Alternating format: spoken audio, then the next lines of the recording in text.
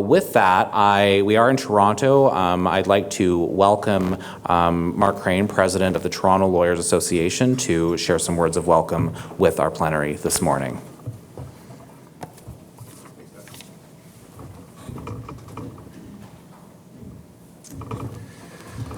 Well, good morning and welcome. And I have to say, as Doug went through that roll call, I was impressed by the turnout here this morning. This is my first plenary session that I've attended, and although the TLA will always have representation, but I think it's terrific that all of you have come from across the province, the big province that we've got, to be here. So I'm humbled to be here and making these opening remarks. And when I was asked by FOLA to make brief comments to open the session, I was obviously pleased to do so. And in doing that, I thought of the close relationship between FOLA and the Toronto Lawyers Association.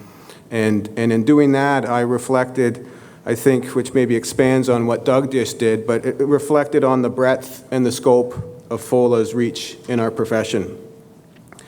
And as Doug was building on as he went through the roll call, FOLA's reach is indeed vast, and it represents the interests of many within our profession. And, you know, listening to the roll call from Rainy River and Kenora and Thunder Bay in the northwest to Lambton and Essex County in the southwest, and to Stormont, Dundas, and Glengarry as you headed east, and everything in between. And it's a massive profession within the province, and here we are. And reflecting on that, FOLA is a terrific vehicle that assists to facilitate a greater and collective voice to each of our law associations for the benefit of the profession.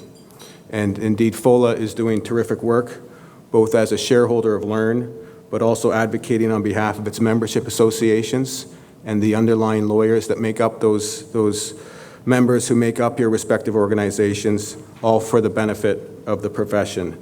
And collectively, FOLA has a powerful voice, and collectively, we have a powerful voice.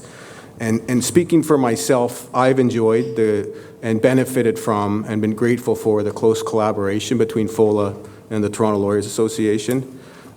Speaking personally, I had close involvement to provide an example of working with FOLA in respect of expressing opposition to the placement of the Osgoode station at the Osgoode Hall property, a National Heritage Site. Something that sort of touches home in Toronto, but worked with Doug, and he came to light almost immediately to support it. And there was a powerful voice that FOLA provided because it wasn't NIMBY, it wasn't in their backyard necessarily.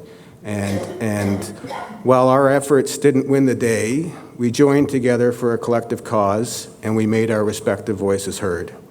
We were quick to engage, once we became aware, nimble, and I think creative in our respective approaches. And this perhaps best describes the close relationship between the TLA and FOLA. And so while we aren't always going to speak in a collective voice, and our interests won't necessarily perfectly align in all cases, we are close partners, and the respect that the TLA has for FOLA is strong.